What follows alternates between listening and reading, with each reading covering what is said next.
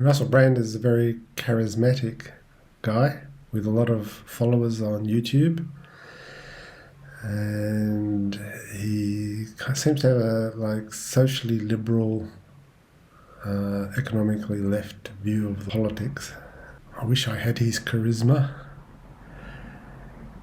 He's fast thinking as well, amazing verbal dexterity.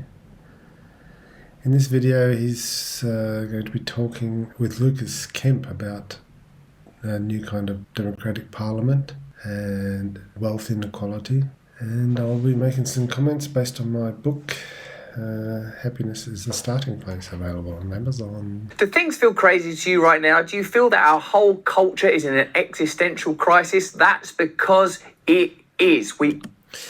So there's a question about crisis versus opportunity here. I think people are overemphasizing the crisis and the danger aspect rather than the opportunity aspect. The way I see it is old world views are being challenged and crumbling, but we haven't got to the core world view, which is society's assumption that human beings are lacking and flawed. If we get rid of that, then it will be an opportunity. If we don't get rid of that, it'll just be a crisis that will lead to more problems. Are at a point in history where we absolutely must change the world. It will not happen within the boundaries of the system. I think the time is right to change the world because we've got enough wealth and education and freedom, at least in developed democracies, to reevaluate our world views and the purpose of life. Will require a confrontation. I'm not sure that it requires a confrontation, though. It requires widespread understanding that we're trapped by a negative view of humankind. The system will never allow those interventions. You'll see further in the video they go on about power, which is a social justice warrior idea that's taken over academia to a lesser or greater extent. Power is a factor, but there's more going on than that, and I'd say philosophy is the key. What is our worldview, and is it true? It feels like what we're experiencing is an existential crisis that for me feels like a detachment from our MO and from our raison d'etre. We're definitely sort of alienated from ourselves. We're divided against ourselves and against others by the belief that we're lacking and flawed. Normally people think, I'm lacking and I must fill the lack by competing for gain, and others are flawed because they're immoral and they must be judged, punished, criticised, etc. That we don't know what we are, who we are, or what we're supposed to be doing. Definitely that's true. I mean, that goes way back. The first humans didn't know what they were or how they got here, and we just tended to invent explanations. Sometimes there's when you say, people aren't even doing anything about it, you sort of cite the kind of lethargy, but which Mark Fisher would have said it's not lethargy, it's a kind of people have understood. Oh, you can't do anything. That's true. People are powerless against the big picture, but it's because they're fighting symptoms rather than causes. The root cause or the disease is very simple. It only requires a questioning of that to solve our essential problems. But people keep fighting on partial issues, which are the symptoms, and they're infinite. You fix one issue and then 10 more pop up in its place. What do we do, you as a younger person than me, and me as a kind of a very slightly older, still handsome, vocal supporter of what ideas do you want to promote in terms of activism, protest, confrontation, and constructing arguments to oppose the kind of ongoing tyranny? Just one example or two examples being the surveillance state and the emergency laws that we've spoken about already. What should we do?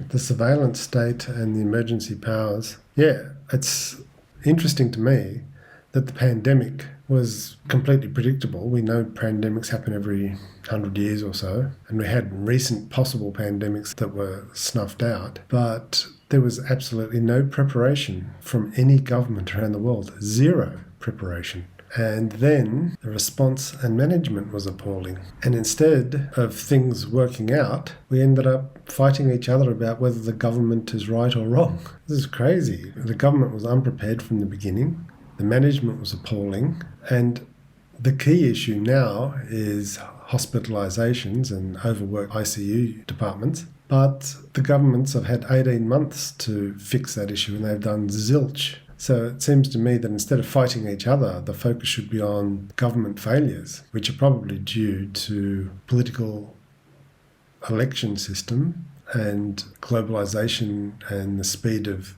change being too much for the old system, which is a point I think Eric Weinstein made. So first and foremost, I think we should note that you are deeply handsome and your facial hair is certainly superior to my own. My heart jumped when you said that. See the charisma of this guy and the speed of his thinking. I mean, most of us would be embarrassed to say what he said. When he admitted sort of that his heart jumped like that, it's just quick thinking. The guy's a genius like that. It helps with social capital to get your message across if you've got that kind of charisma. One of my colleagues, Walter Scheidel at Stanford University, had this excellent book called The Great Leveler, where he tries to do an empirical exploration of how wealth inequality has trended over time. And his key and very compelling finding is that wealth inequality increases inexorably over time until you have a great leveler, which is a state collapse, mass mobilization, warfare, a bloody revolution, or a pandemic. That might be true in the past when there wasn't much wealth and there was an extreme amount of poverty. But I think now that might be less of a danger because people have the basics, at least in developed democracies. Most people have the basics. But that's not to say that the system's fair, and I think the inequality is still happening. There are many kinds of inequality. There's rich and poor, or there's rich, middle class and poor, or there's a current situation where there's mega rich, middle class and an underclass. Most people are in the middle class now, where in the past most people were in the underclass. There's only two cases where that doesn't seem to be the case, where you actually had a reversal of inequality, or at the very least a stagnation of it, and it didn't require these kind of, quite violent ruptures. And those were both Athenian democracy and also, I think, Sweden during the antebellum period. I'll have to check that, when you had unions start to get represented within the parliament. In short, I think these are very deep and difficult trends, and so they're not going to be fixed just by, signing a petition online, nor by, changing who you vote for occasionally every 4 years. Yeah, petitions and voting are very lame proxies for democracy. I mean, we make a fuss about being in democracies and how great it is and how free it is, but there's no power in it. The people don't make the rules. You just get a choice between two groups of people and get to vote every 4 years, or maybe make a complaint now and then, but you're basically completely ignored. It's certainly better than communism or theocracy or dictatorship. And I think this is why, for instance, in the UK, you've seen this really strong response since having things like Extinction Rebellion to actually try to curtail the ability to protest. The crime sentencing and policing bill is in many ways a very revealing of what the state fears. When he's saying what the state fears, he's probably talking about loss of power, but I don't think that's what they fear. I think it's more like just they don't want too much disruption, too much chaos. They don't want to risk things getting worse. Because if they believed that the solutions would make things better, why would they object to it? You have to have an idea that people are basically villainous, that they would object to it, which is nonsense. But with the belief that we're lacking in flawed, that can make people make suboptimal choices. Protest and confrontation is probably the most necessary ingredient for trying to actually stop these trends. I would disagree with that, because you're just fighting symptoms then, you're not getting to the root cause. When it comes to emergencies and when it comes to crises, rather than trying to give the government kind of more leeway and practicing this kind of politics of, well, you can't criticize the government during an emergency because you can't politicize the emergency, we should do exactly that. We should actually demand more government oversight when these crises occur, and we should demand more involvement on behalf of citizens. It means oversight of government by the citizens. Well, that would depend on the emergency, of course. If nuclear bombs are going off, there's no time for the citizens to give oversight.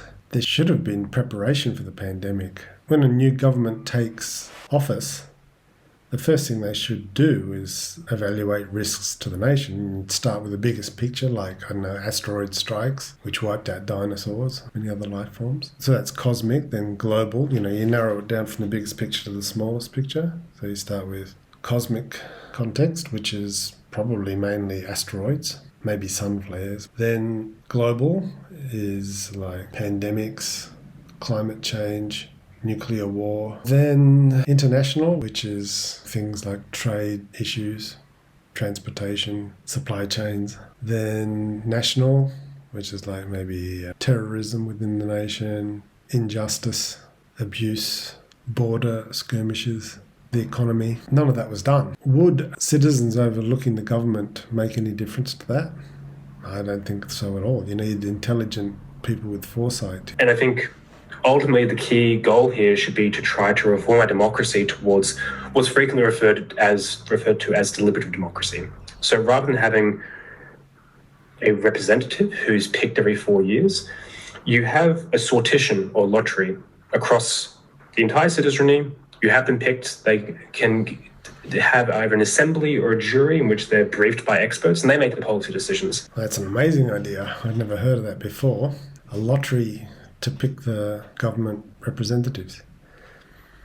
I suppose you would need a statistician to get the number of seats correct so that it is fairly representative of a range of people in the nation. But again, there's going to be the issue of qualifications, because politicians, even though they're corrupt and they lie to gain office, and they're biased, they normally have some sort of qualification, like they're lawyers, like for making legislation and understanding legislation. You have to be intelligent. Although there have been some less intelligent people in office recently. And that both helps to control any corruption, because, if you're basically only in office for a very short period of time and you're anonymized, there's really no one to lobby, per se.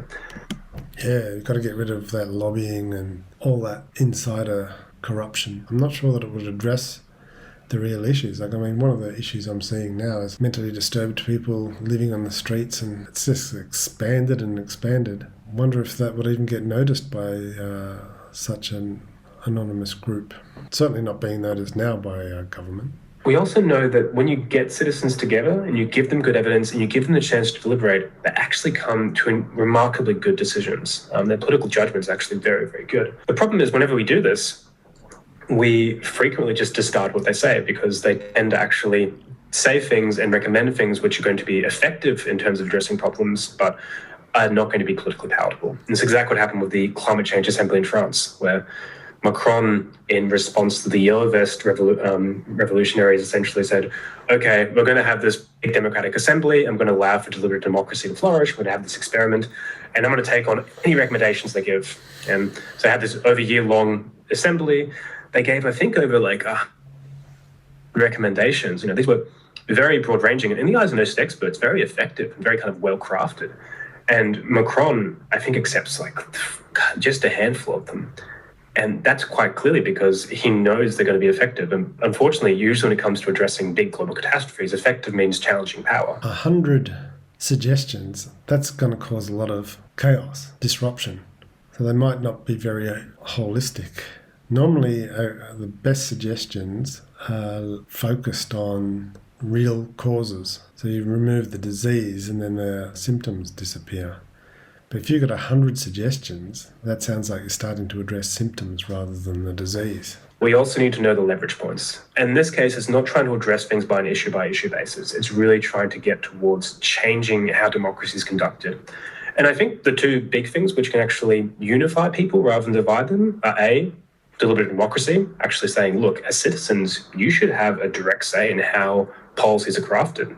You shouldn't just simply hand over the keys to a representative every 4 years who you have, very limited options for in the first place. If you get an anonymous bunch of people selected by lottery, that still doesn't give you a say in how things happen. And B, wealth inequality. Pretty much everyone across the spectrum agrees that tax evasion is abhorrent and that tax havens should be shut down. And that's a fairly easy one. You would think governments nationally, globally could make a rule that any country that has tax havens gets blockaded or something like that. I mean, it's crazy. Just rich people just send their money offshore and end of story. Tax avoidance while everyone else pays taxes.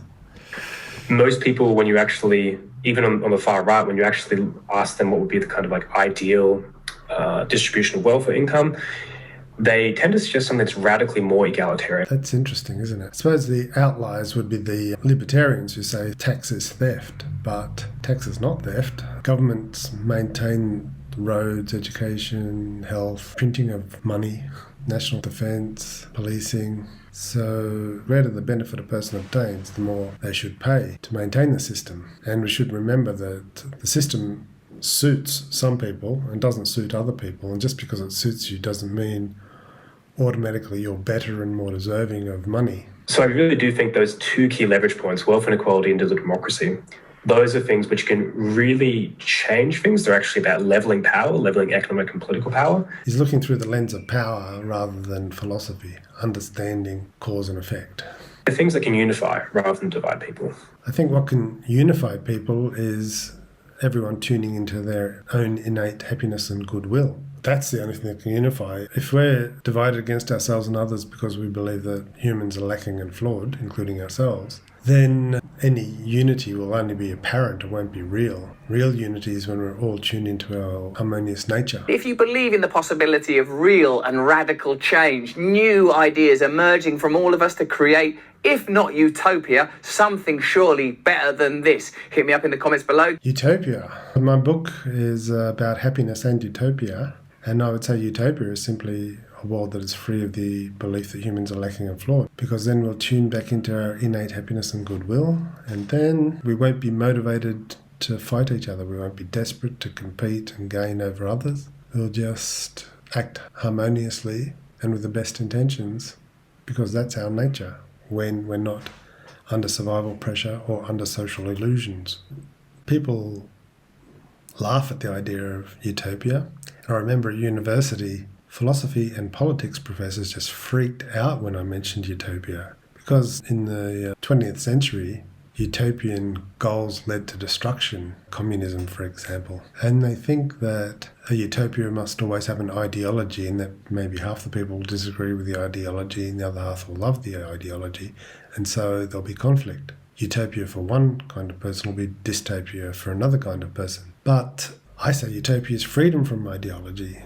When you're free of the belief that we're lacking and flawed, then we're in touch with our harmonious nature. And then everything we do will be an expression of happiness or to augment happiness by action. So utopia is not something that's created.